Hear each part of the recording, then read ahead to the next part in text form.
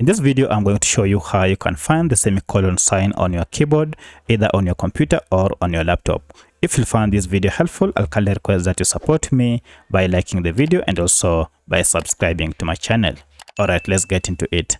Now, if you want to get the semicolon sign, go ahead and use this button here, or this key. That is just 2 steps to enter key here. So if you look at it, you can see we have 2 signs. We have semicolon, which is this, and also full colon, which is this. We are interested in typing this semicolon. This is the semicolon, the one that I've just entered here. To enter it or to insert it in a document, go ahead and place the cursor where you want to insert the semicolon, and then come here and then tap on it just like that. So you can insert as many as you want by simply tapping on it. So that's how you do it. If you have another question, kindly let me know in the comment section. Otherwise, thanks for watching and let's meet in the next video.